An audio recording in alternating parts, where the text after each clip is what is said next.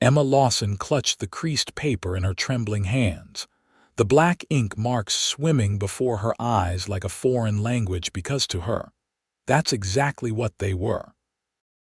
Sweat trickled down her spine despite the cool October breeze that swept through Marysvale, Utah in 1875, as the mustachioed banker across the desk tapped his finger impatiently on the polished wood. "Just your signature, Miss Reeves, and the property will be secured," Mr. Ainsley said, his thin lips curling into what might have been meant as a reassuring smile but appeared more like a predator eyeing its prey.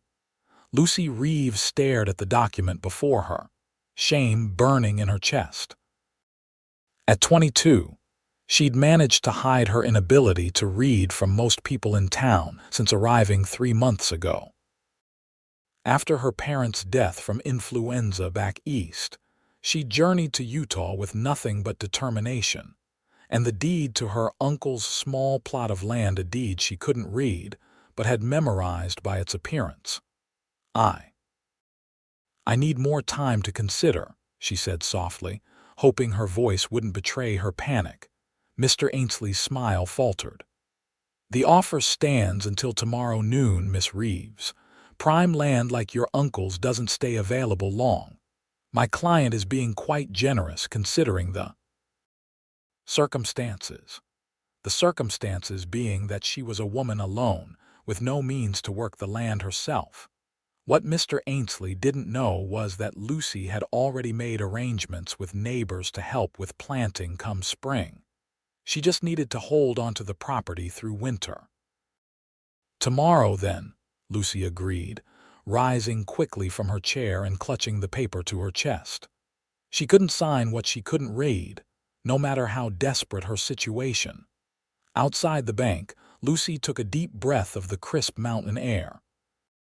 Marysvale was nothing like Boston, with its dusty streets and rugged landscape, but something about the vast openness had called to her when she learned of her inheritance. Now, she feared she might lose it before she'd even begun. "Whoa there!" The deep voice startled Lucy just as she stepped off the boardwalk, causing her to stumble backward as a horse and rider came to an abrupt halt inches from where she stood. The rider, a broad-shouldered man with a sun-weathered face, tipped his hat back to reveal startling blue eyes. "My apologies, madam. Didn't see you there." His voice had a gentle drawl that suggested he wasn't from Utah originally. "No harm done," Lucy replied, embarrassed by her inattention. "It was my fault entirely." The man dismounted with an easy grace that spoke of years in the saddle. He stood before her, tall and imposing in a worn leather vest over a faded blue shirt, his dark blonde hair just visible beneath his hat. "Samuel Cooper," he introduced himself with a slight bow. "Most folks call me Sam." "Lucy Reeves," she replied, nervously smoothing her skirt with one hand, the other still clutching the contract. Sam's eyes flicked to the paper in her hand, noting the bank's letterhead. "Just finished some business with Ainsley, have you?" Something in his tone made Lucy glance up sharply. "Do you know Mr. Ainsley well?" A shadow crossed Sam's face. "Well enough," he said cryptically. "New in town, aren't you? Don't recall seeing you before last month or so." Lucy nodded. "I arrived from Boston in July. My uncle left me his property outside town. The old Reeves place." Sam's eyebrows rose. "That's fine land. Good water rights." "So I've been told," Lucy said, unable to keep the worry from her voice. Sam studied her face for a moment. "Miss Reeves, I don't mean to pry, but are you planning to sell to Ainsley?" Lucy hesitated, unsure whether to trust this stranger, but something in his straightforward gaze compelled honesty. I don't know, I haven't decided." Sam's mouth set in a grim line. "Don't sign anything today, promise me that." "I wasn't planning to," Lucy answered, surprise evident in her voice. "But why Samuel Cooper?" A booming voice interrupted their conversation as the town sheriff approached. "Thought that was your horse. Back from Denver already." Sam turned with an easy smile that transformed his serious face. Sheriff Wallace. Got back yesterday. Cattle prices are holding steady, so I'd call it a successful trip. The sheriff nodded approvingly before turning his attention to Lucy. Miss Reeves, good to see you settling in. Everything all right at your place? Yes, thank you, Sheriff, Lucy replied, grateful for the man's kindness since her arrival. Good, good. You need anything, you just ask. Community looks after its own. With a tip of his hat, the sheriff continued down the street. Sam turned back to Lucy. I've kept you long enough, Miss Reeves. But that offer stands. Don't sign anything with Ainsley without thinking it through. He hesitated, then added, if you need help understanding the terms, I'd be happy to explain them. The offer, innocently made, caused Lucy's cheeks to burn with shame. Did he somehow know? Had she given herself away? I can manage, Mr. Cooper, but thank you for your concern. Sam nodded, though his expression suggested he wasn't entirely convinced. Well then, I hope to see you around town, Miss Reeves. He mounted his horse with fluid grace. Good day to you. Lucy watched him ride away, a strange mixture of relief and regret washing over her. Relief that their conversation had ended before her secret was exposed, and regret that she hadn't accepted his help. But pride was sometimes all a woman alone had left. With the contract still clutched in her hand, Lucy headed toward the general store. She needed supplies, and more importantly, she needed to think. The bell above the door jingled as Lucy entered Hamilton's general store, the familiar scent of coffee, leather, and spices greeting her. Mrs. Hamilton, a round woman with kind eyes, looked up from arranging fabric bolts. Lucy, dear, come in, come in. What can I help you with today? Just a few necessities, Mrs. Hamilton. Flour, coffee, maybe some sugar if you have it. As Mrs. Hamilton gathered the items, Lucy's mind raced. The banker had offered what seemed a substantial sum for her uncle's land at least. The figure had many zeros, though she couldn't be certain of the exact amount. But her instincts told her it wasn't a fair deal, especially given Mr. Ainsley's eagerness and Sam Cooper's warning. And Martha Jenkins was saying just yesterday how well you've fixed up old Jacob's place, Mrs. Hamilton was saying as she measured coffee beans. Not many young women would take on such a task alone. Lucy smiled, pulling herself back to the present. It's been challenging, but rewarding. The cabin needed less work than I feared. Still, winter's coming. You've got your wood chopped, roof patched proper. Yes, madam. The Petersons' boys helped with that in exchange for some of my preserves. Mrs. Hamilton nodded approvingly. Smart girl. Trading skills is how we survive out here. She wrapped Lucy's purchases in brown paper. That'll be 85 cents, dear. Lucy carefully counted out the coins, a skill she'd mastered by memorizing the appearance of each denomination rather than reading their values. Her dwindling savings meant every penny mattered. Thank you, Mrs. Hamilton. Have a pleasant day. Outside, Lucy balanced her parcels and began the walk to where she'd left her wagon at the livery. The afternoon sun cast long shadows across the street as townspeople went about their business. Marysvale wasn't large by any means, but it served as a hub for the surrounding homesteads and ranches. Lost in thought, Lucy nearly collided with a group of men exiting the saloon. She sidestepped quickly, but not before recognizing Mr. Ainsley among them. At his side stood a well-dressed man she didn't know, his expensive suit and gold watch chain marking him as someone of means. Miss Reeves, Ainsley called, his voice overly jovial. Allow me to introduce Mr. Blackburn. He's the gentleman interested in your property. Lucy nodded politely, discomfort settling in her stomach as the stranger's eyes assessed her in a way that had nothing to do with business. Charmed, Miss Reeves, Blackburn said, his accent suggesting Eastern origins like her own. Ainsley tells me you're considering my offer. Wise decision for a young woman in your position. Something in his tone, condescending, presumptuous, straightened Lucy's spine. As I told Mr. Ainsley, I'm still considering all my options, Mr. Blackburn. The man's smile didn't reach his eyes. Of course. But I must emphasize that development waits for no one. The railroad's western expansion offers opportunities that won't last forever. The railroad? Lucy asked, unable to mask her surprise. This was the first she'd heard of any railroad plans near Marysvale. Ainsley shot Blackburn a warning glance before smoothly interjecting, merely speculative at this point, Miss Reeves. But forward-thinking investors recognize the potential. Your land's location makes it particularly valuable. Before Lucy could respond, a familiar voice called her name. She turned to see Sam Cooper approaching, leading his horse. The relief she felt at his appearance surprised her.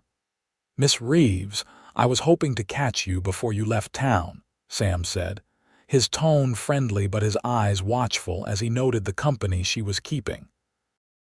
"Sheriff mentioned you might need help transporting some supplies out to your place." Lucy recognized the fabricated excuse for what it was, an offer of escape, and gratefully played along. "How thoughtful of Sheriff Wallace, and of you, Mr. Cooper."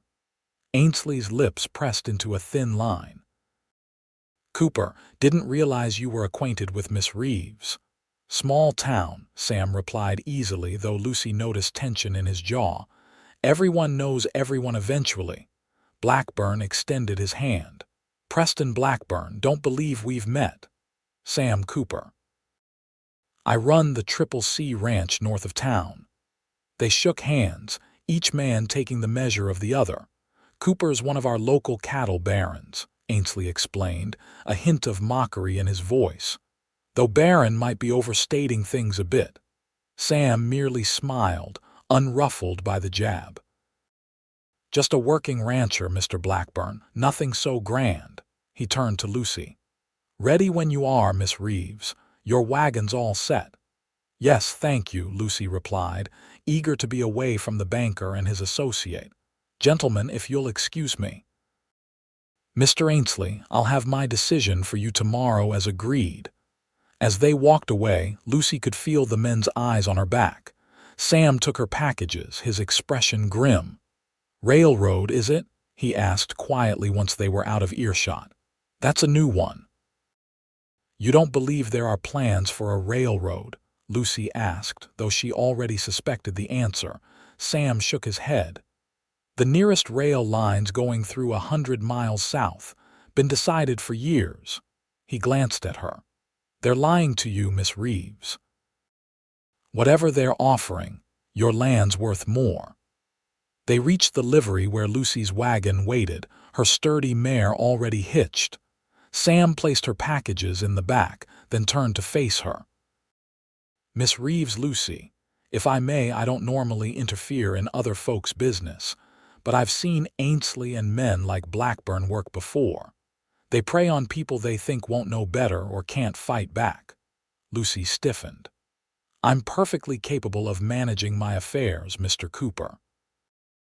"I don't doubt that," he said quickly. "But information is power, and they're counting on you not having all the facts." He hesitated, then continued more gently. "That contract they gave you, have you read it thoroughly? Understood all the terms?" The direct question hit Lucy like a physical blow. Her secret shame, the one that had followed her from childhood, now threatened to expose her vulnerability to this man she barely knew. She straightened, summoning what dignity she could. "I'll review it carefully before making any decisions," she said, her voice tight. "Thank you for your concern, Mr. Cooper, but I really must be going. It's a long ride back to the homestead." Sam studied her face for a long moment, his blue eyes seeming to see more than she wanted to reveal. Finally, he nodded and stepped back. "At least let me ride with you part way. These roads can be dangerous for a woman alone, especially later in the day." Lucy wanted to refuse, to prove her independence, but practicality won out. Bandits weren't common around Marysvale, but they weren't unheard of either. "If it's not too much trouble," she conceded. Sam's answering smile was warm enough to chase away some of her discomfort. "No trouble at all." As Lucy climbed onto the wagon seat, she wondered what she'd gotten herself into. The contract in her pocket seemed to burn against her skin, a reminder of her limitations. And now this man, this stranger who'd shown her nothing but kindness, was about to discover just how limited she truly was. The road out of Marysvale wound through rolling hills that would eventually give way to the more rugged terrain, where Lucy's small homestead nestled in a protected valley. For the first mile, they rode in companionable silence, the only sounds the creaking of the wagon, the steady clip-clop of hooves, and the occasional call of a hawk circling overhead. Sam rode alongside the wagon, his posture relaxed but vigilant. Lucy found herself stealing glances at him, noting the way the sunlight brought out golden highlights in his hair, the easy way he sat his horse, the strength in his hands as they held the reins.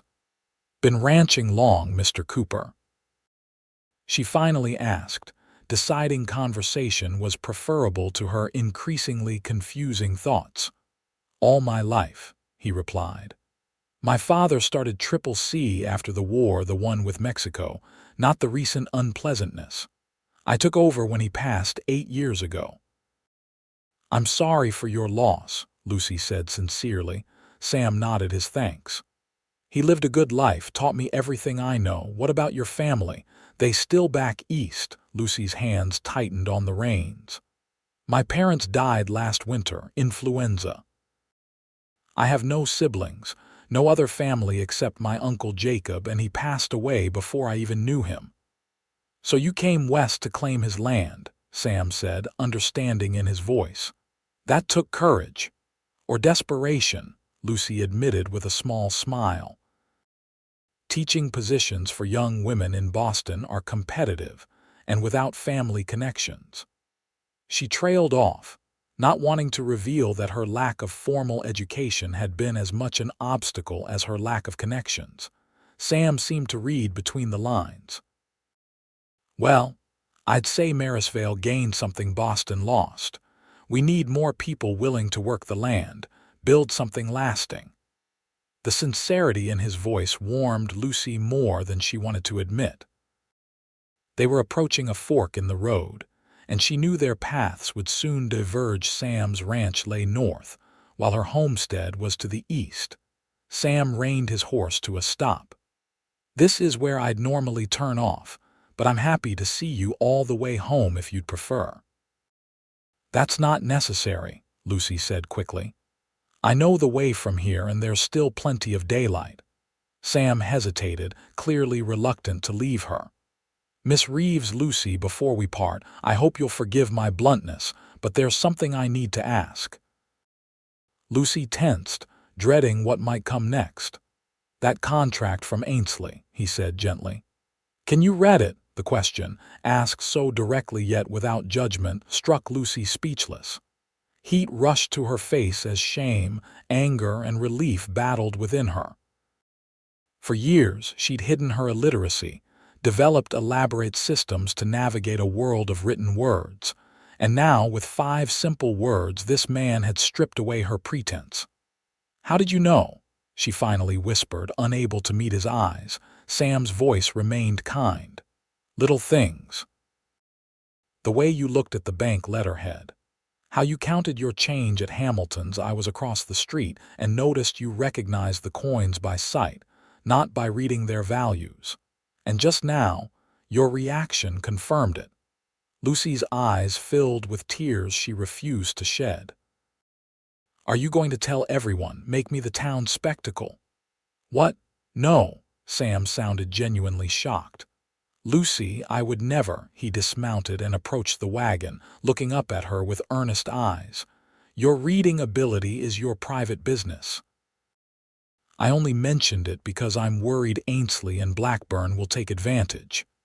"They already are," Lucy admitted, the fight draining out of her. I don't know what the contract says. I don't know if the offer is fair. I just know I need money to survive the winter and improve the farm, but I don't want to lose my land entirely. Sam's expression softened.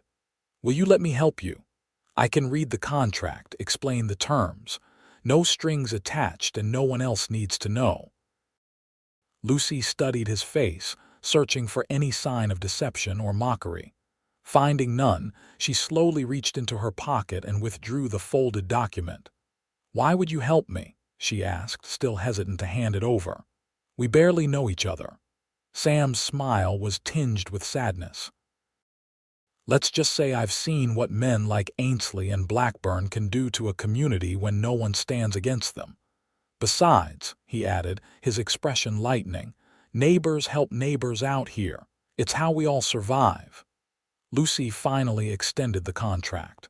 Thank you, Mr. Cooper. Sam, he corrected gently, taking the document. If I'm going to help you understand legal gibberish, I think we can dispense with formalities. Sam, Lucy agreed, a small smile breaking through her embarrassment. Now, how about I ride along to your place, we look this over properly, and then I'll head back to my ranch before dark. That way you'll be prepared when you see Ainsley tomorrow.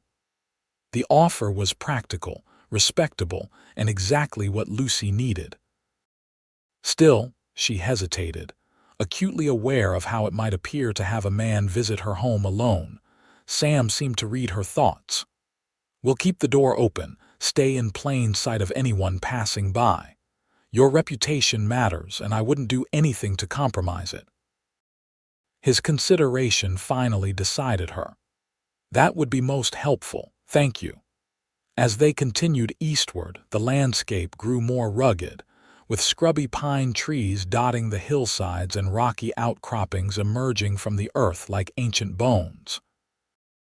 Lucy's homestead came into view as they crested a small rise, a sturdy log cabin with a stone chimney, a small barn, and about 40 acres of cleared land surrounded by woods that provided natural fencing on two sides. Your uncle chose well, Sam commented as they approached. Good water source protected from the worst winter winds, decent soil from what I can see. Pride swelled in Lucy's chest. It needs work, but it has potential. I've been clearing more land for planting, and there's a small orchard behind the cabin that's still producing. The wagon rattled across the wooden bridge that spanned the creek, running along the eastern edge of the property. As they pulled up to the cabin, Lucy noted with satisfaction how much she'd accomplished in just 3 months: repaired roof, fresh chinked walls, a neat woodpile stacked along the north side, and a small kitchen garden still producing late vegetables. Sam helped Lucy down from the wagon, then began unloading her supplies. Nice root cellar, he observed, noting the half-buried structure near the garden. You'll need that for winter stores. Already stocked with what I could preserve, Lucy said, leading the way to the cabin's front porch. The neighbors have been kind, teaching me how to can vegetables, smoke meat, make soap. Inside, the cabin was simple but homey. One large room served as both kitchen and living area, with a loft above for sleeping. Lucy had brought few possessions from Boston, but colorful quilts, hand-woven rugs, and carefully arranged wildflowers gave the space warmth. Please sit, Lucy gestured to the table by the window, where the afternoon light would be good for reading. Can I offer you coffee? I was planning to make some anyway. That would be welcome, thank you. While Lucy busied herself at the iron stove, Sam smoothed out the contract on the table and began reading. His brow furrowed as he progressed through the document, his expression growing increasingly troubled. By the time Lucy placed 2 steaming mugs on the table and took the seat across from him, Sam's face had hardened into a mask of anger. That bad? She asked quietly. Sam took a deep breath, visibly working to control his temper. Lucy, this isn't just unfair, it's criminal. Blackburn's offering $500 for your entire property, mineral rights included. Is that not much? Lucy asked, having no frame of reference. It's robbery, Sam said flatly. Land this good with water rights secure and timber available is worth at least 3 times that amount. And that's without considering potential mineral rights. Lucy's heart sank. I suspected it wasn't a fair offer, but I didn't realize how bad it truly was. It gets worse, Sam continued, pointing to a paragraph near the end. This clause gives them immediate possession upon signing, with you required to vacate within 7 days, regardless of when the money is paid in full. And this one, he indicated another section, states that payment will be made in installments over 12 months, with no interest. So I could be left homeless with only a fraction of the money? Lucy asked, appalled. Exactly. And there's no guarantee of full payment at all. If Blackburn's company declares bankruptcy or claims breach of contract for any reason which this document gives them broad power to do, you'd be left with nothing. Lucy's hands trembled as she reached for her coffee. Thank you for explaining this. I nearly made a terrible mistake. Sam studied her across the table, his anger giving way to curiosity. May I ask something personal, Lucy? She nodded cautiously. How is it that you never learned to read? You're clearly intelligent, well-spoken. Lucy traced the rim of her mug, considering how much to share. Finally, she sighed. My mother taught at a girls' school in Boston. When I was young, she noticed I struggled with letters. They seemed to jump around on the page, rearrange themselves when I tried to focus. She worked with me patiently, but my father... Lucy paused, old pain surfacing. My father believed I was simply lazy or defiant. He forbade her from coddling me. That's unjust, Sam said quietly. Perhaps. But after he dismissed our only servant for teaching me in secret, I gave up trying. Instead, I developed ways to hide my inability memorizing texts. My mother read aloud, recognizing words by their shape rather than spelling, creating stories about why I couldn't read something at that moment. And no one ever suspected. Lucy smiled sadly. People see what they expect to see, Sam. A well-dressed young woman from a respectable family is presumed educated. No one tests that assumption directly. Sam nodded thoughtfully. But now you're on your own and it's becoming more difficult to manage. Precisely. In Boston, I had systems in place, familiar surroundings. Here, everything requires written agreements, contracts, records. She gestured helplessly. I've been getting by with neighbors reading official notices to me under the pretense that I forgot my spectacles, but I can't keep up the charade forever. What if you didn't have to? Sam asked suddenly. What if you learned to read now? Lucy laughed without humor. At my age. After so many failed attempts. Why not? You're what, 22? Hardly too old to learn, and maybe your difficulty has solutions no one's tried before.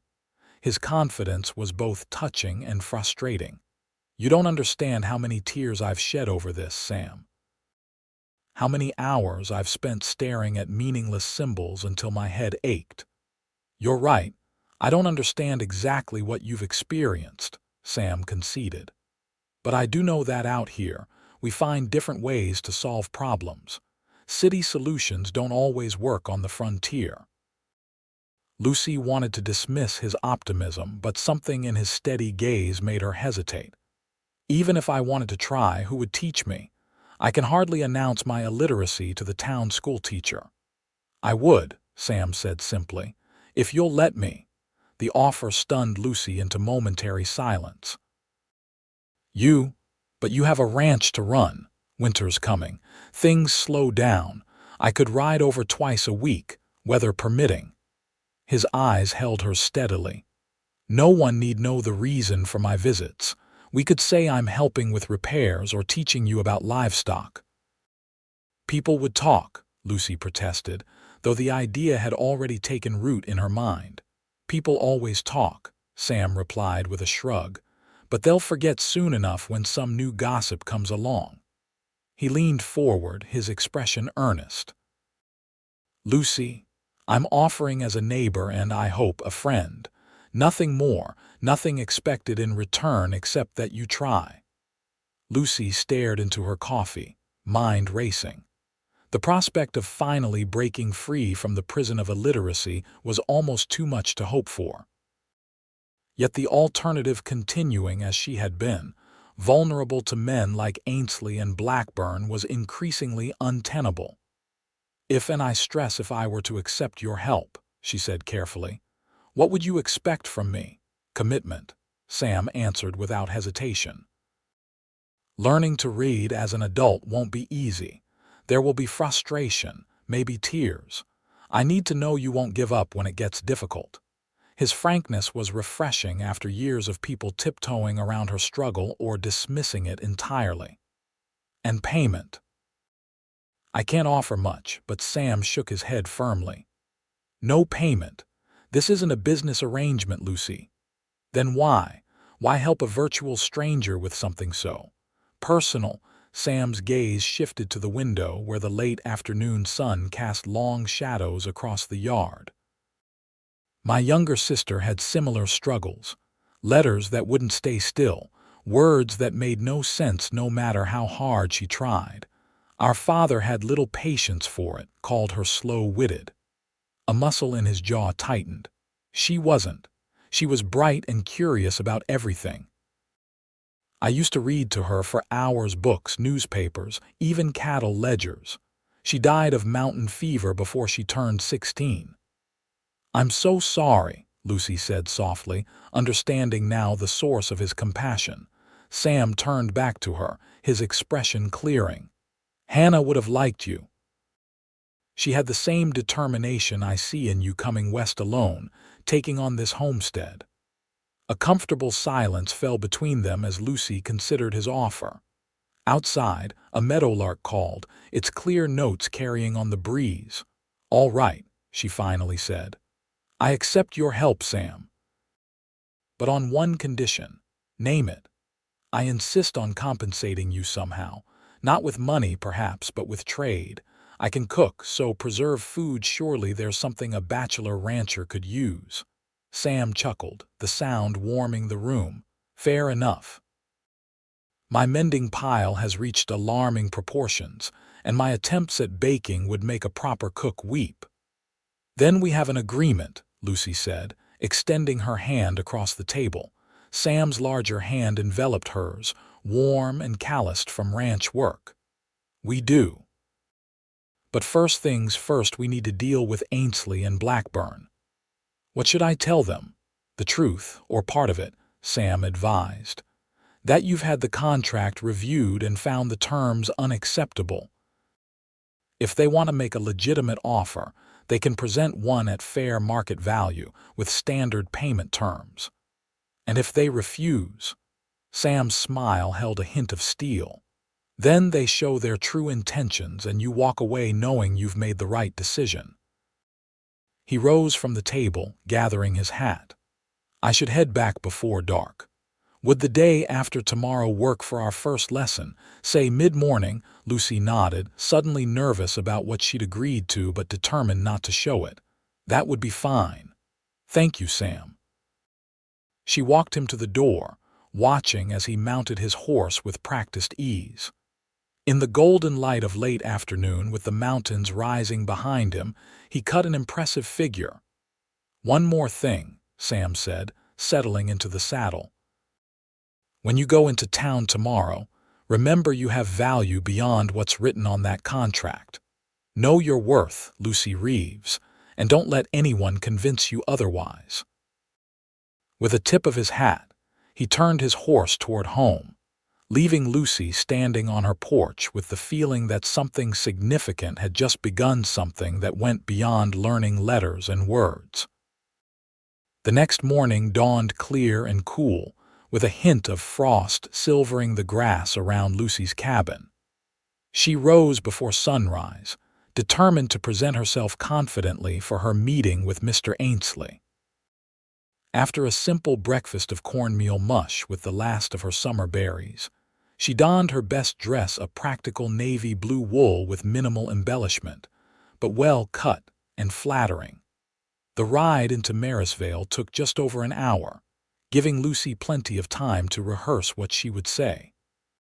Sam's words echoed in her mind. Know your worth. It was a novel concept for a woman who had spent years believing her inability to read somehow diminished her value as a person. Marysvale was bustling when Lucy arrived. Wagon Day having brought farmers and ranchers from outlying areas to town for supplies and socializing. She nodded to familiar faces as she tied her horse outside the bank, straightened her bonnet, and walked through the imposing double doors with her shoulders back and head high. Mr. Ainsley was waiting, his thin face lighting with anticipation when he saw her. Beside him sat Preston Blackburn, looking every inch the Eastern businessman in his tailored suit. Miss Reeves, prompt as promised, Ainsley greeted her, gesturing to an empty chair. I trust you've had time to consider our generous offer. Lucy sat with deliberate calm, placing the folded contract on the desk before her. I have indeed given it considerable thought, gentlemen, and I must decline. The smile froze on Ainsley's face. Decline. But surely, the terms are unacceptable, Lucy continued, her voice steady despite her racing heart. $500 is well below market value for property with secure water rights and timber. The payment structure offers me no security, and the immediate vacancy clause is simply unreasonable. Blackburn leaned forward, his previously genial expression hardening. Miss Reeves, I don't know who's been advising you, but I assure you our offer is more than fair considering your limited options. Lucy met his gaze without flinching. My options are not as limited as you assume, Mr. Blackburn. I've already arranged for help with spring planting and have sufficient resources to maintain the property. A woman alone cannot possibly, Ainsley began, but Lucy cut him off. Many women manage farms successfully, Mr. Ainsley, particularly in these parts where widow-run homesteads are not uncommon. She rose from her chair. If you wish to make a legitimate offer at fair market value with standard payment terms, I would be happy to consider it. Otherwise, I'll bid you good day. Blackburn stood abruptly. I think you're making a serious mistake, Miss Reeves. Development is coming to this valley whether you participate or not.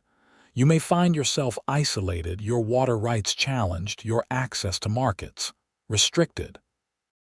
The thinly veiled threat sent a chill down Lucy's spine, but she kept her expression neutral. Are you threatening me, Mr. Blackburn? Merely stating facts, my dear. Business can be competitive. Indeed it can, came a voice from the doorway. Lucy turned to see Sam standing there, his imposing frame filling the entrance to Ainsley's office. Which is why Miss Reeves has wisely decided to consider all her options before making any decisions. Relief flooded through Lucy at the sight of him, though she was careful not to show it too plainly.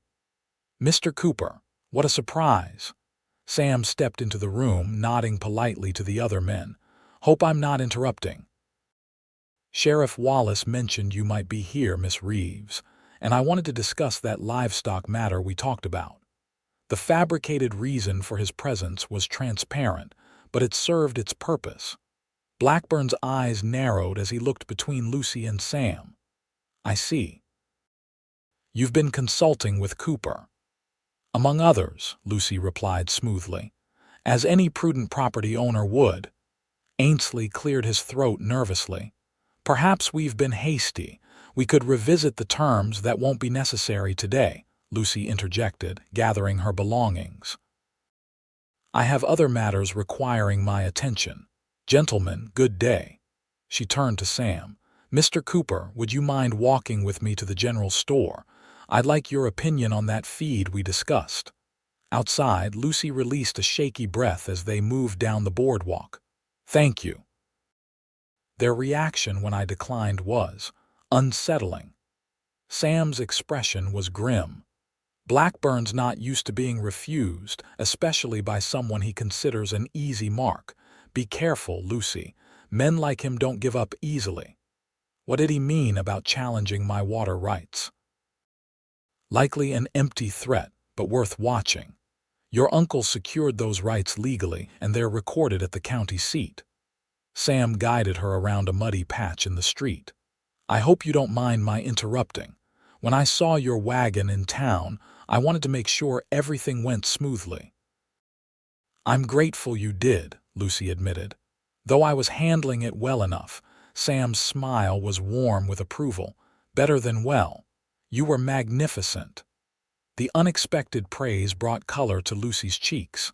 "I merely repeated what you told me." "With courage and dignity that were all your own," he countered. "Are you staying in town long?" "Just long enough to purchase a few things Mrs. Hamilton didn't have yesterday. Then I should head back." "I'll ride with you," Sam offered. "I'm headed that direction anyway, and after Blackburn's thinly veiled threats, I'd feel better seeing you safely home." Lucy wanted to protest that she didn't need protection, but practicality won out. "Thank you. That would be most kind." Their journey back to the homestead passed pleasantly, the conversation flowing easily between them. Sam shared stories of his travels driving cattle to Denver, while Lucy described her life in Boston and her adjustment to frontier living.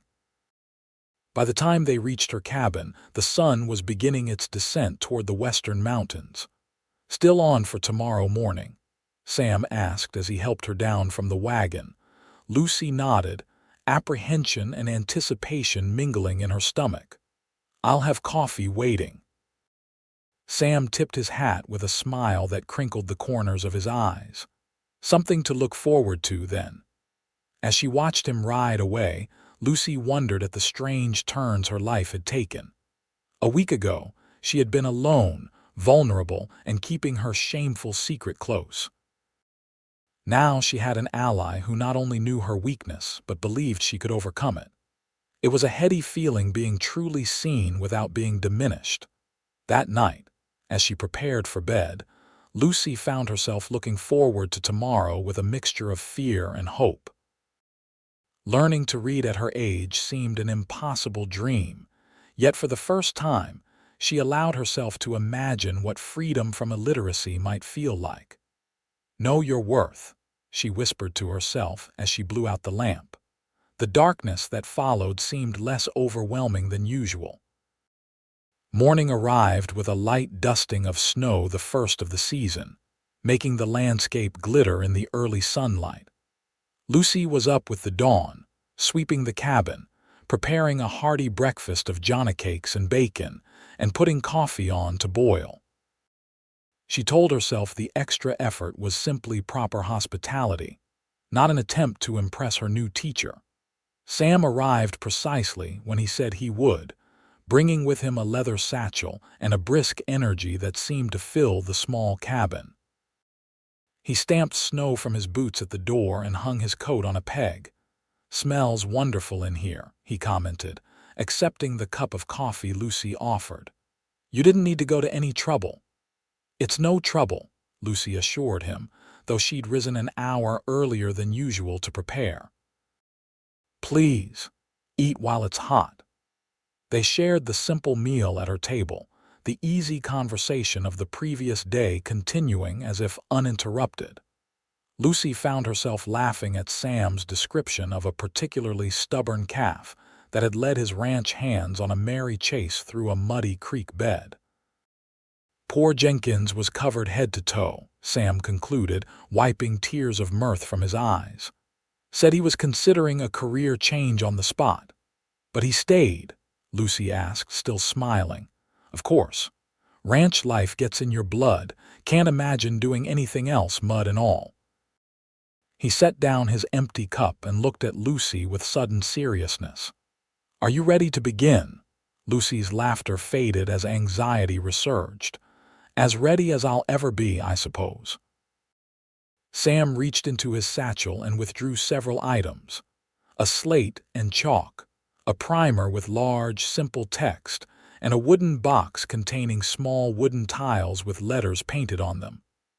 These were Hannah's, he explained, arranging the items on the table. I kept them, though I'm not entirely sure why. Seems they were waiting for you. The thoughtfulness of his preparation touched Lucy deeply. Thank you, I'll be careful with them.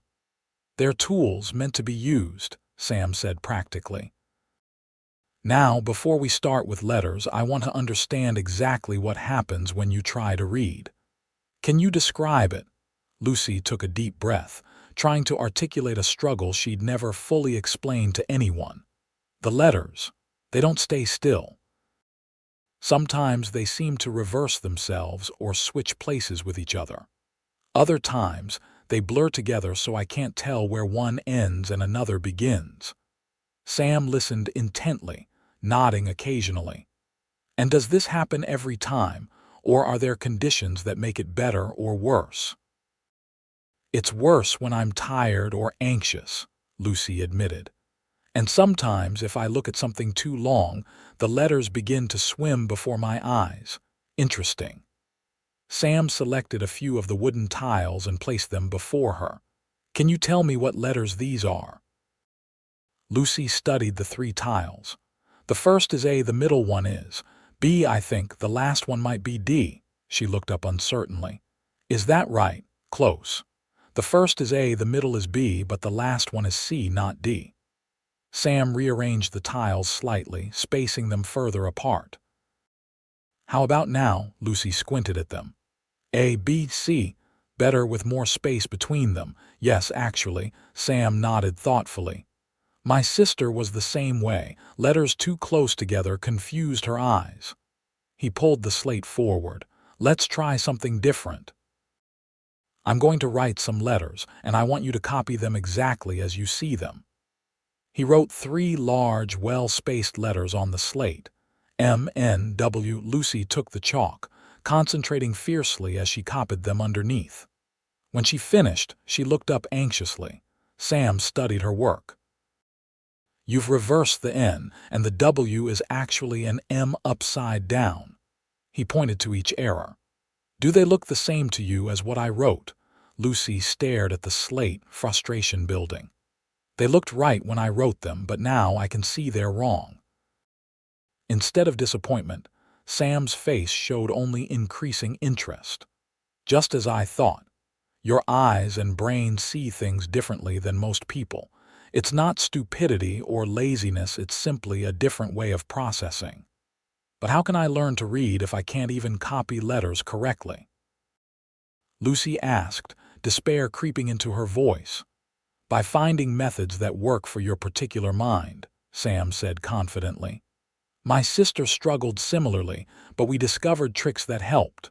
For instance, he took the slate and drew a simple picture of a mountain next to the letter M. The shape is similar, yes. M for mountain. He continued, drawing a nest beside N and a wave beside W. Visual connections can help your mind remember which is which. Lucy studied the drawings, seeing the relationships immediately. That makes sense. We'll create associations for each letter, Sam explained, but we'll also practice techniques to help your eyes track properly. He reached into his satchel again and pulled out a small piece of colored glass. This might sound strange, but Hannah found that looking at words through colored glass sometimes made the letters stay still. Something about how different eyes perceive color and contrast. For the next 2 hours, they experimented with various approaches. Sam was patient but persistent, adjusting his methods whenever Lucy showed signs of frustration or fatigue. By midday, Lucy had successfully identified all the letters of the alphabet at least once, though consistency remained elusive. That's enough for today, Sam finally announced, noting her increasing errors as fatigue set in. The mind can only absorb so much at once.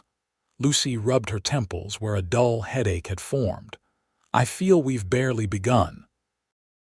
Rome wasn't built in a day, and neither is reading, Sam said, helping her gather the materials. What's important is that we've identified some approaches that seem promising. The colored glass helped, as did the picture associations and larger spacing. When can we try again? Lucy asked, surprising herself with her eagerness despite the difficulty. Sam smiled, clearly pleased by her attitude. Day after tomorrow, same time. I'll be ready. As Sam prepared to leave, Lucy found herself reluctant to see him go. Their morning together had been challenging, but also oddly intimate. Sharing her deepest struggle had created a connection unlike any she'd experienced before. Thank you, she said as she handed him his coat at the door. Not just for the lesson, but for believing it's possible when I've doubted for so long. Sam's expression softened as he looked down at her. You're doing the hard part, Lucy. All I'm doing is showing you the tools. He hesitated, then added, My mother used to say that the things worth having never come easy. I think learning to read will be worth every frustration for you. I hope you're right. I usually am, he replied with a wink that transformed his serious face. Just ask my foreman, though, on second thought, don't. He'll tell you different just to spite me. Lucy laughed, the tension of the morning's efforts dissolving. Until day after tomorrow, then. Until then. The pattern established that day continued through the following weeks as autumn deepened toward winter.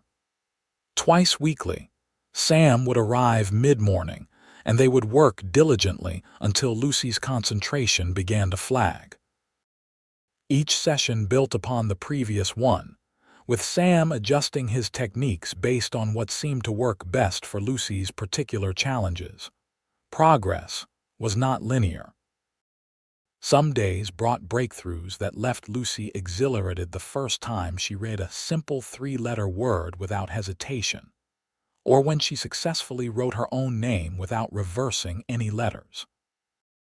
Other days were exercises in frustration, with familiar letters suddenly becoming foreign again, leaving Lucy near tears. Through it all, Sam remained steadfastly patient, never showing disappointment when Lucy struggled or excessive praise when she succeeded. His matter-of-fact approach gave her permission to view her learning as a process rather than a reflection of her worth.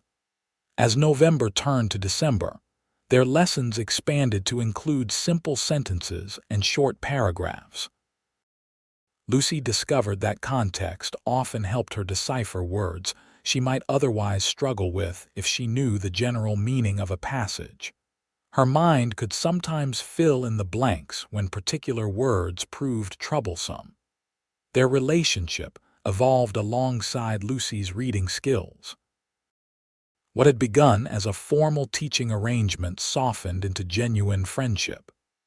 Sam started staying for lunch after their lessons, sharing stories of ranch life while Lucy told him about her progress with winter preparations at the homestead.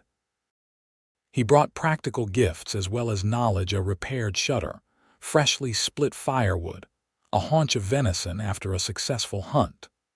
Lucy reciprocated with home-baked bread, mended shirts, and once, a hand-knitted scarf in deep blue wool that matched his eyes.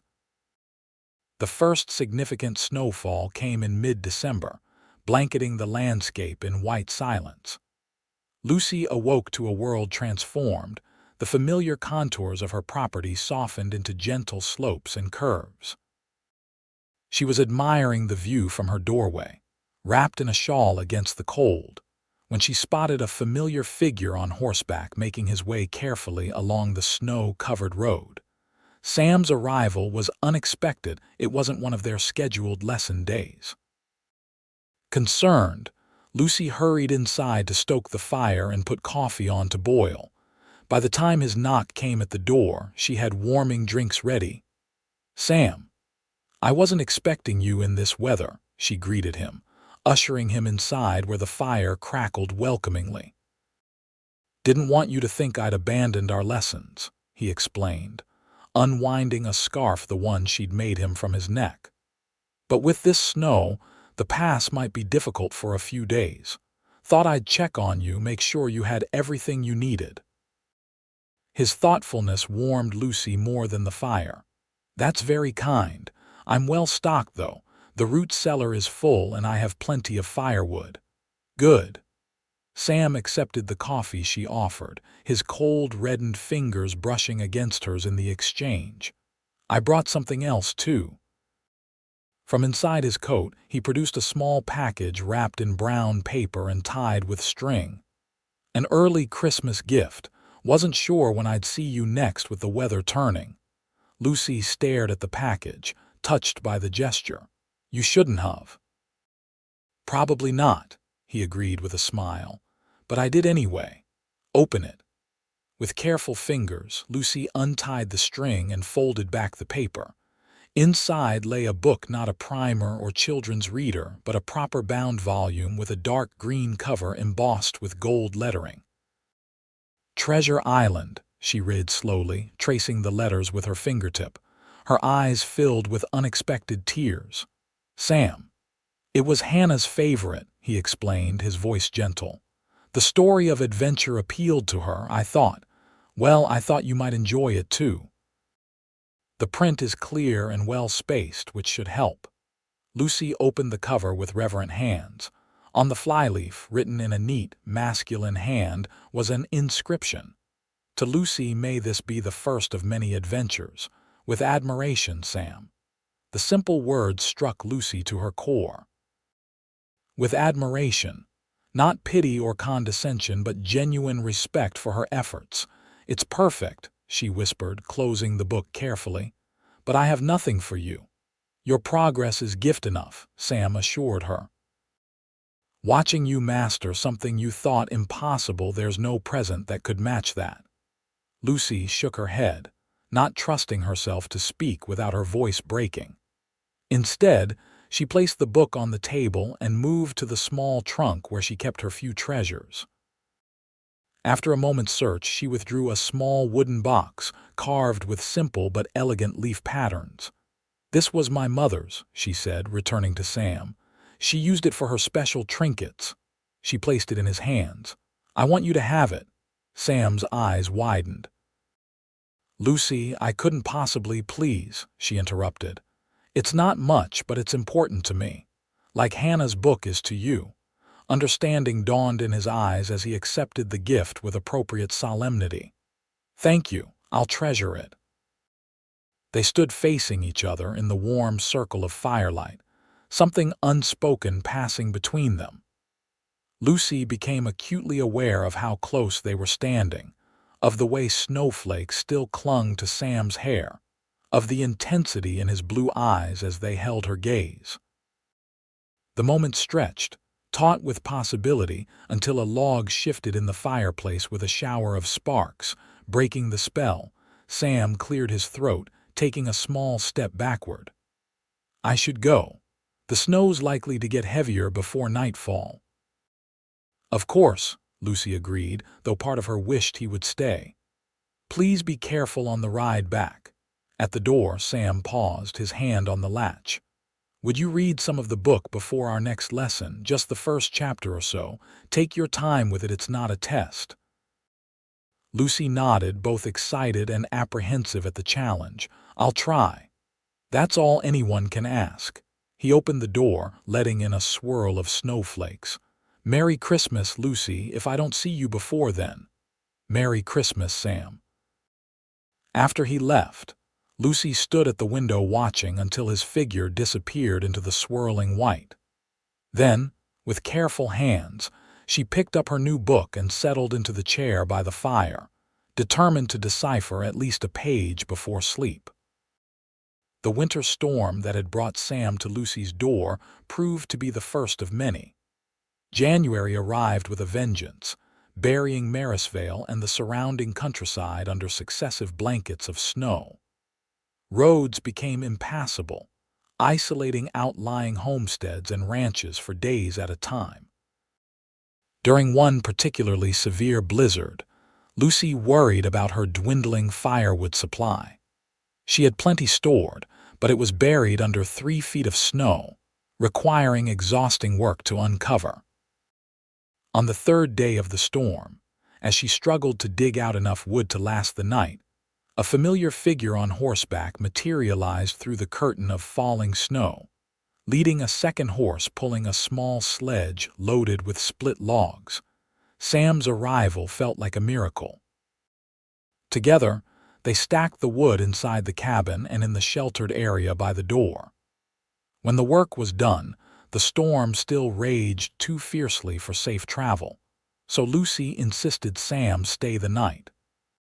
Propriety demanded he sleep in the chair by the fire while she took the loft, but the arrangement allowed them to continue her reading lessons well into the evening, their voices a counterpoint to the howling wind outside. By February, the worst of winter's fury had passed, allowing more regular visits to resume. Lucy's progress accelerated as consistent practice strengthened her skills. The strategies Sam had developed colored overlays for difficult text, finger tracking to maintain focus, picture associations for troublesome letters were proving effective. Lucy could now read simple texts with reasonable fluency, though complex materials still required significant effort.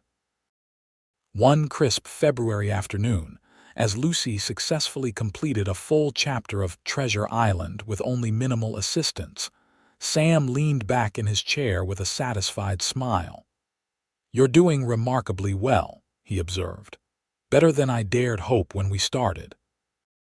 Lucy closed the book, a sense of accomplishment warming her. "I still make mistakes, and anything with small print is nearly impossible." "Rome wasn't built in a day," Sam reminded her, echoing his words from their first lesson. "But look how far you've come in just 3 months." "You're reading an actual novel, Lucy. That's extraordinary." His pride in her achievement was evident, making Lucy's cheeks flush with pleasure. Their eyes met across the table, and that now familiar current of awareness passed between them.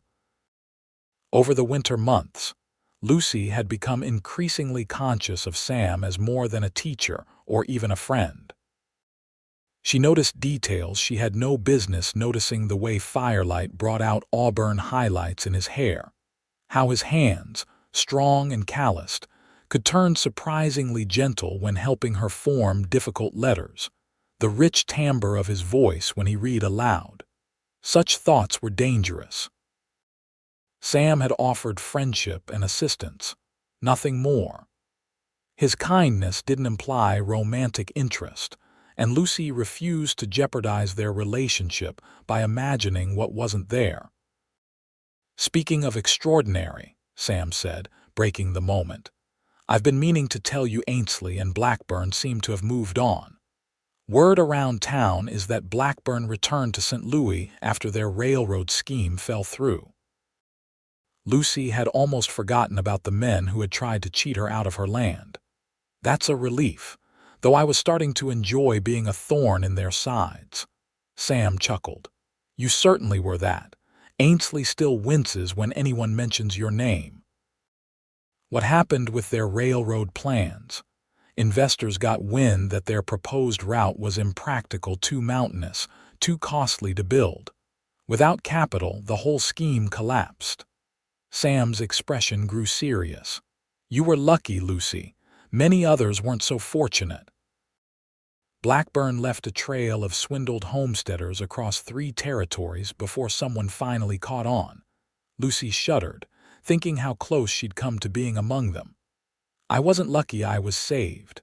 By you." "You would have figured it out eventually," Sam demurred, clearly uncomfortable with her gratitude. "You're too smart to be fooled for long." "Smart but illiterate," Lucy pointed out. "A dangerous combination. Without you, I might have lost everything."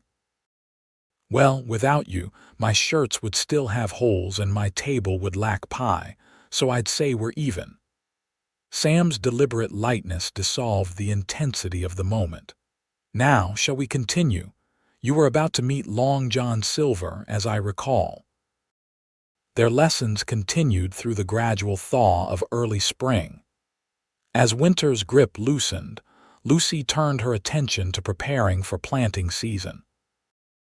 True to her arrangements from the previous fall, neighboring farmers came to help plow her fields in exchange for her promised assistance with their wives canning and preserving later in the year.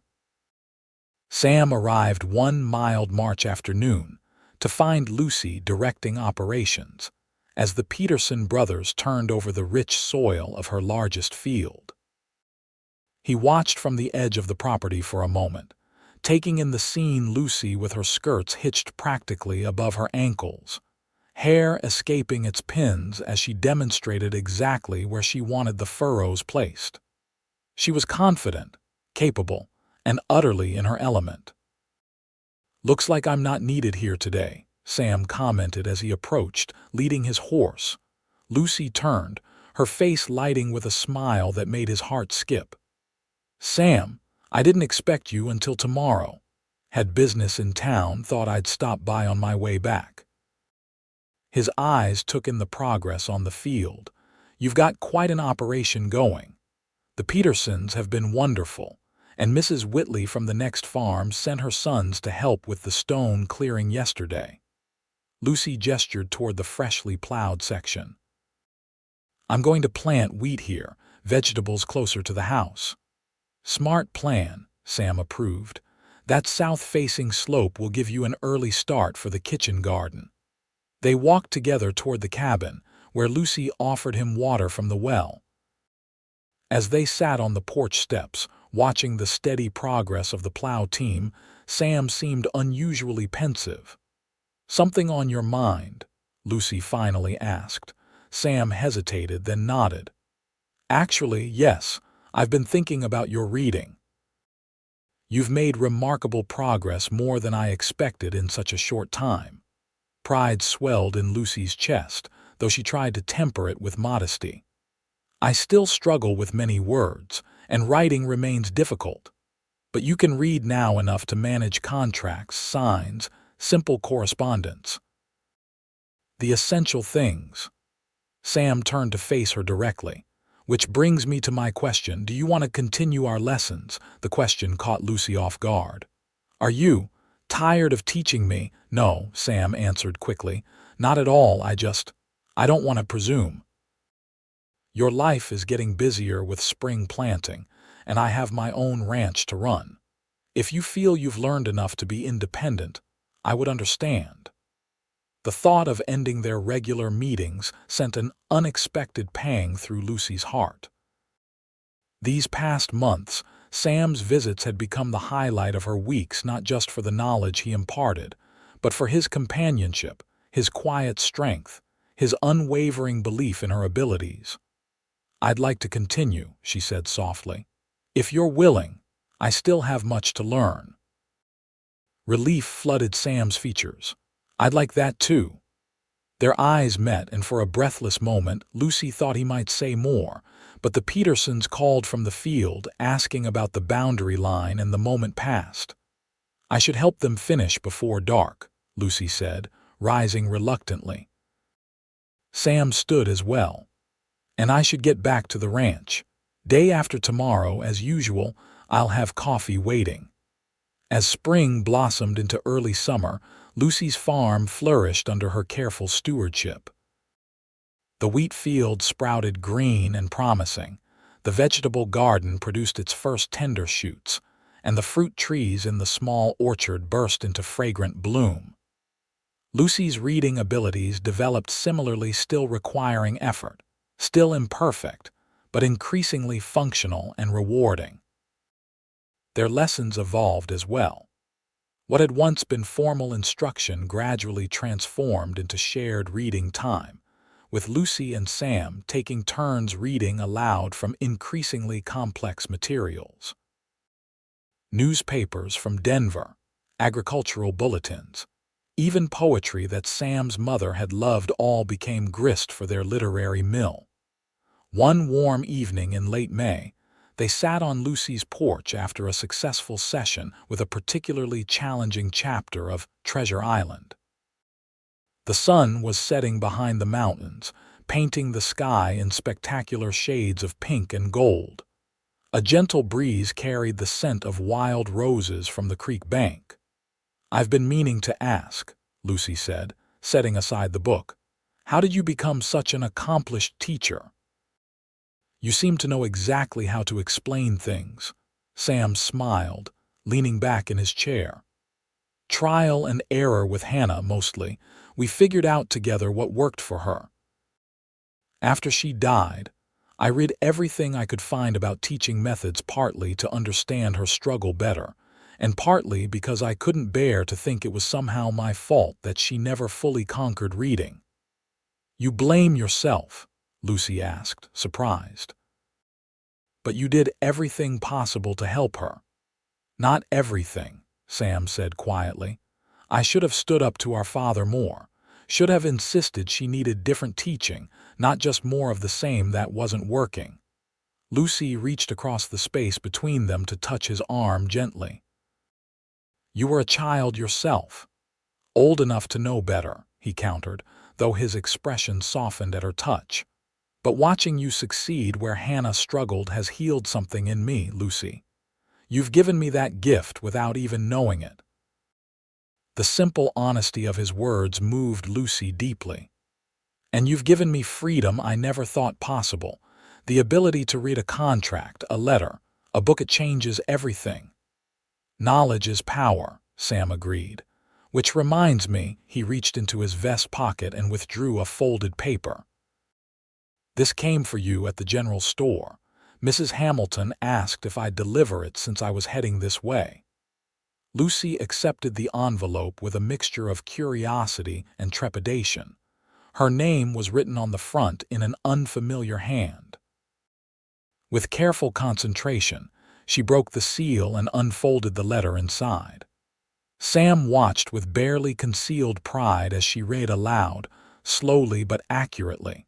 "Dear Miss Reeves, I write to inform you that your uncle's estate has been fully settled. The enclosed bank draft represents the proceeds from investments he made prior to his death, which have only now matured. As his sole heir, the sum of $375 is rightfully yours. Please sign the enclosed receipt and return it to my office at your convenience. Yours truly, Edward Morrison, attorney at law, Salt Lake City." Lucy stared at the bank draft that had fallen into her lap, stunned. $375, that's a small fortune. "A well-deserved one," Sam said, genuine pleasure in his voice. "Think what this means for your farm. You could hire help for the harvest, buy better equipment, maybe even some breeding stock." "I could," Lucy agreed, still processing the unexpected windfall. Then, looking up at Sam with shining eyes, she added, "But first, I'm going to buy books." "A whole shelf of books." Sam's laughter rang out in the twilight. "Of course you are. Why am I not surprised?" As Lucy carefully folded the letter, a realization struck her with the force of physical impact. 6 months ago, such a letter would have been incomprehensible to her. She would have had to find someone to read it, exposing her secret shame, or worse, might have discarded it as unimportant because she couldn't understand it. "Sam," she said, her voice trembling slightly, "do you realize what just happened? I read a legal document by myself. I understood it fully." The significance wasn't lost on him. "Yes," he said simply. "You did. Because of you." Sam shook his head.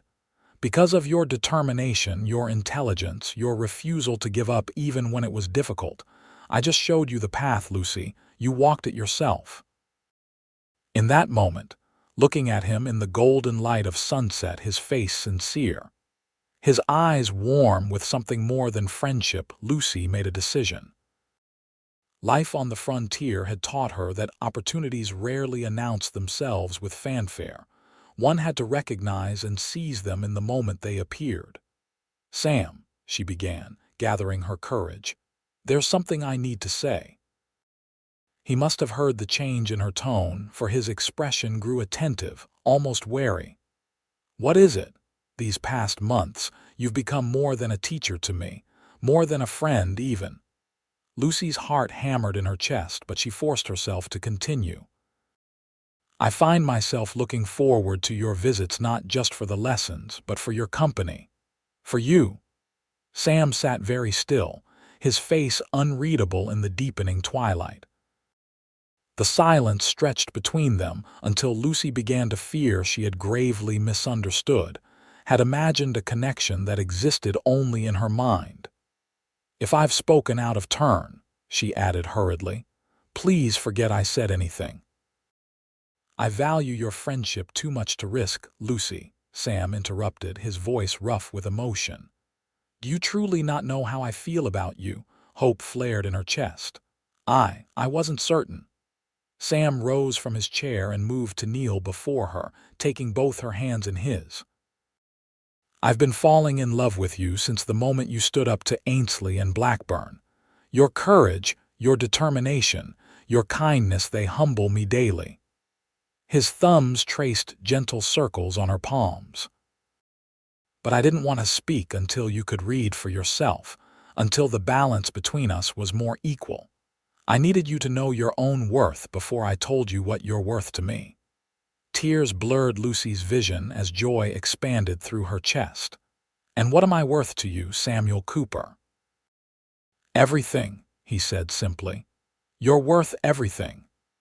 In the golden haze of sunset, with the scent of wild roses carried on the breeze, Sam leaned forward and kissed her. It was a gentle kiss, tentative at first, then deepening as Lucy responded with all the emotion she'd held in check for months. When they finally parted, both a little breathless, Sam rested his forehead against hers. "I love you, Lucy Reeves. Not just for who you're becoming, but for who you've always been, reading or not." "And I love you," Lucy whispered, the words feeling both monumental and perfectly natural, "for seeing me truly, even when I couldn't see myself." They remained on the porch as twilight deepened into true night, talking of feelings long held silent, of hopes newly voiced, of possibilities stretching before them. When Sam finally rose to leave, propriety still demanded some boundaries. He paused at the steps. "Would you do me the honor of coming to dinner at my ranch this Sunday? I'd like you to see the place, meet my foreman and housekeeper. They're practically family." "I'd love to," Lucy agreed, happiness bubbling through her like a spring. "But what will they think of me?" Sam's smile was visible even in the dim starlight. "They'll think I'm the luckiest man in the territory, and they'll be right." Sunday dinner at the Triple C Ranch became a weekly tradition over the following month.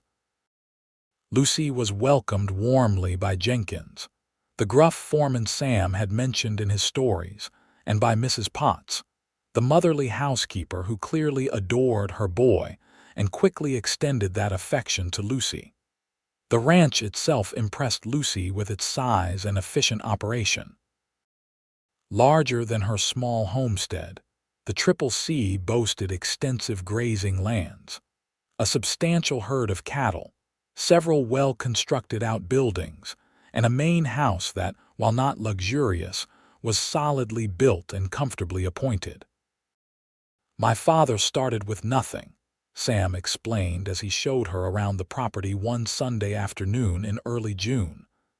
"Built everything you see by sheer determination and hard work." "Like father, like son," Lucy observed, noting the improvements Sam had added since taking over irrigation systems for the hay fields, expanded corrals, a new barn. Their courtship progressed with a deliberate pace that respected frontier conventions while acknowledging the depth of feeling between them. Sam continued Lucy's reading lessons twice weekly, though they often spent as much time talking and planning as they did studying. Lucy's farm flourished under her care, bolstered by her unexpected inheritance, which she invested wisely in equipment and livestock. By mid-July, when Lucy's wheat field stood tall and golden under the summer sun, Sam invited her for a special dinner at the ranch. Mrs. Potts outdid herself with a feast of roast beef, fresh vegetables from the kitchen garden, and a berry pie that rivaled Lucy's own. After dinner, Sam suggested a walk to enjoy the sunset. They strolled arm in arm through the pasture behind the house, eventually stopping at a small rise overlooking the property. The evening air was warm, scented with sage and wild grasses, the sky painted in spectacular hues as the sun dipped toward the western mountains. "Beautiful, isn't it?" Lucy remarked, leaning comfortably against Sam's side. "Second most beautiful sight I've ever seen," Sam replied, his eyes fixed on her rather than the sunset. Lucy laughed, nudging him playfully. "Flatterer. Just honest." Sam's expression grew serious as he took both her hands in his. "Lucy, there's something I want to ask you." The solemnity in his voice made her heart quicken. "Yes. These past months have been the happiest of my life. Getting to know you, watching you overcome challenges, sharing books and ideas and dreams, it's everything I never knew I wanted." He took a deep breath. "I love you, Lucy Reeves. I want to build a life with you if you'll have me." He released one of her hands to reach into his pocket, withdrawing a small velvet box. Opening it revealed a delicate gold ring set with a single pearl surrounded by tiny diamonds. "It was my mother's," Sam explained, his voice husky with emotion. "My father gave it to her when they decided to come west together. I've been saving it for the woman I wanted to share my own journey with." He dropped to one knee before her. "Lucy, will you marry me?" Joy bubbled up through Lucy like a clear spring, making her laugh even as tears spilled down her cheeks. "Yes. Oh, Sam, yes." Sam slipped the ring onto her finger, then stood to gather her into his arms. The kiss they shared was both a promise and a culmination of lessons learned, challenges overcome, and love that had grown steadily through it all. When they finally parted, Lucy looked down at the ring sparkling on her finger, then back at the man she loved. "I have a question too," she said. "Anything? Where would we live?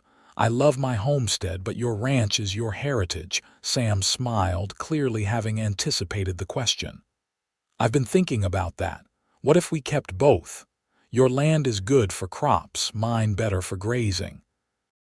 Together, we'd have a more diverse operation, more resilient against drought or market fluctuations." The practical solution appealed to Lucy's sense of independence. "And which would be our home?" "Both, in different seasons. The ranch house is larger, better for winter. But your cabin is closer to town, more convenient during planting and harvest." Sam tucked a strand of hair behind her ear. "We could expand the cabin eventually, make it comfortable for a family." "A family," Lucy repeated softly, the word conjuring images of children with Sam's blue eyes and her determined spirit. "If that's what you want," Sam added quickly. "I don't presume." Lucy silenced him with a kiss. "It's exactly what I want. A farm, a ranch, a family with you." They were married on a perfect September day, with the mountains wearing their first dusting of snow and the valley ablaze with autumn colors. The ceremony took place at Lucy's homestead, now their homestead, under an arch of twisted branches, decorated with wild roses and sage. Sheriff Wallace, who was also the local justice of the peace, officiated with beaming approval. The entire community turned out to celebrate. The Petersons, the Whitleys, Mrs. Hamilton and her husband, Jenkins and Mrs. Potts from the ranch, and dozens of others gathered to witness the union of two people who had become respected members of their frontier society. Lucy wore a new dress of cream-colored silk, ordered specially from Denver, with her mother's lace veil and a bouquet of late summer wildflowers. Sam cut a handsome figure in a new suit, his expression a mixture of pride and wonder as Lucy walked toward him on the arm of Mr. Peterson, who had volunteered to give the bride away. The vows they exchanged were traditional but deeply felt, each word invested with the full weight of their commitment. When Sheriff Wallace pronounced them husband and wife, the cheer that went up from the assembled guests startled birds from nearby trees. The celebration lasted well into the evening, with tables groaning under the weight of contributed dishes, fiddle music inspiring dancing on the packed earth of the yard, and more than a few happy tears shed by those who had watched the couple's courtship with approval. As twilight descended, Sam found Lucy by the refreshment table, talking animatedly with Mrs. Hamilton. He slipped an arm around her waist, still marveling that this remarkable woman was now his wife. "Ready to escape yet, Mrs. Cooper?" he asked in a low voice. The new name brought a flush of pleasure to Lucy's cheeks. "Soon," she promised, squeezing his hand. "Mrs. Hamilton was just telling me about her sister's quilting pattern. I want to make one for our bed at the ranch." Sam exchanged knowing smiles with the older woman. "Take your time. We have plenty." And they did. As guests gradually departed, leaving with warm wishes and promises to help with the harvest, Lucy and Sam stood on the porch of the cabin that had become the first of their two homes. The stars emerged one by one in the darkening sky, crickets sang in the tall grass, and a sense of rightness settled over them both. "Happy?" Sam asked, drawing Lucy close against the evening chill. "Completely," she answered, leaning her head on his shoulder. "Do you realize it's been exactly 1 year since we met? Since you saved me from making the worst mistake of my life?" "Has it really?" Sam marveled. "A year ago, I was just a rancher with too many memories and not enough purpose. Now look at us." "Now look at us," Lucy echoed, turning in his arms to face him. "A rancher and a farmer, a teacher and a student, a husband and a wife. And both of us exactly where we're meant to be," Sam concluded, bending to kiss his bride as the first star of evening winked into brilliance above them. 5 years later, Lucy sat on the expanded porch of their homestead cabin, a book open on her lap and a sleeping 3-year-old boy leaning against her side. The summer evening was perfect, warm but not hot, with the scent of fresh cut hay drifting from the nearby fields and the sound of children's laughter carrying from the direction of the creek. "Jacob, Sarah, not too far." She called to her elder children, who were exploring the creek bank under the watchful eye of their father. At 7 and 5, they were bundles of energy and curiosity, equally at home on the homestead or at the ranch. Sam waved to indicate he had the children well in hand, his tall figure easily visible against the golden evening light. Lucy smiled, watching as he patiently examined something Sarah had found, probably a frog or interesting stone, giving it the same serious attention he might give to ranch business. The past 5 years had brought changes both expected and surprising. Their marriage had flourished, as had their combined farming and ranching operation. The Triple C Ranch had expanded, while the homestead produced enough grain and vegetables to supply both properties with surplus to sell in town. Lucy's reading had progressed to the point where she rarely struggled, though some days were still more difficult than others. She had accumulated a respectable library, books of poetry, novels, agricultural texts, and children's stories that she read to their 3 children every night. The sound of hoofbeats announced a rider approaching. Lucy shaded her eyes against the setting sun to see Jenkins, now their ranch foreman, trotting up the drive. "Evening, Mrs. Cooper," he called, dismounting with a nod of respect. "Just bringing the mail from town." "Thought you'd want this one right away. Postmark says Boston." Lucy accepted the letter eagerly. "Thank you, Jenkins. Will you stay for supper? We have plenty." "Much obliged, but Mrs. Potts is expecting me back. Got a new recipe she's trying." The older man's cheeks colored slightly, a development that amused Lucy greatly. The romance that had blossomed between the foreman and housekeeper had been unexpected but heartwarming. After Jenkins departed, Lucy opened the letter, smiling as she recognized her former neighbor's handwriting. Mrs. Blackwood had been kind to Lucy after her parents' deaths, and they had maintained a correspondence over the years. Sam returned from the creek, a child in each arm despite their protests that they were too big to be carried. "Who's the letter from?" he asked, setting the children down on the porch. "Mrs. Blackwood," Lucy replied, scanning the contents. "She's coming west. Her son has taken a position in Denver, and she's decided to join him rather than remain alone in Boston." She looked up with shining eyes. "She asks if she might visit us while she's in the territory." "Of course she can," Sam agreed readily. "When?" "Next month, it seems. She's already on her way." Lucy read further, her expression growing thoughtful. "She says she's bringing some books that belong to my mother. Apparently, they've been in storage all this time." Sam sat beside her, gently shifting their sleeping youngest to his own lap. "That will be a nice connection to your past." Lucy nodded, folding the letter carefully. "It's strange to think of Boston now. It feels like another life." "Any regrets?" Sam asked, studying her face in the golden light. Lucy looked around at their thriving homestead, at their beautiful children, at the man who had changed her life in ways neither of them could have imagined that day in Marysvale. "Not one," she said with absolute certainty. "This is exactly where I'm meant to be, even with all the hard work. The drought last year, the cattle fever the year before, even with all of that," Lucy confirmed. "Those challenges showed us both what we're capable of overcoming together." Sam smiled, that same warm smile that had first captured her heart. "Together, I like the sound of that." "So do I." Lucy leaned against his shoulder, contentment washing through her as the sun set on another day of the life they'd built. A life of value and purpose, of love and learning, of knowing their worth together. Jacob stirred in Sam's arms, opening eyes that matched his father's brilliant blue.